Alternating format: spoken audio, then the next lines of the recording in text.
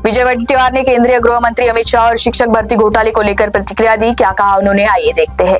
आता ते पक्षाचा आपल्या त्या पार्टीचा अंतर्गत वाद आहे, अलबेला आहे असं मी म्हणत नाही।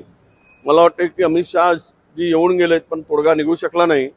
आता हे तीन तिगारा काम बिगारा सगळं काम चाललेलं आहे। या आपण पाहतोय परस्पराविरुद्ध कसे स्टेटमेंट चाललेले आहेत आणि सरकार म्हणून महाराष्ट्रामध्ये महायुतीचं सरकार म्हणून एकत्रित काम करताना दिसत नाही। याचा अर्थ स्पष्ट आहे की त्यांना जनतेशी काही देणं घेणं नाही, केवळ सत्ता खुर्ची यासाठीच भांडणं आहेत। मला वाटतं की त्याचा ईडीचा पण प्रवेश झाल्याची मी काल बातमी ऐकली आहे। खरं म्हणजे याची उच्चस्तरीय न्यायालयीन चौकशी व्हावी। या संदर्भामध्ये जी जे काही धागेदोरे आहेत खालून वरपर्यंत, केवळ एखाद्याला पकडून हा प्रश्न सुटणार नाही। यातले जे काही समावेश आहे, जे काही या स्कॅम मध्ये आहे, त्या सगळ्यावर कारवाई व्हावी आणि ती तातडीने व्हावी अशी आमची मागणी आहे।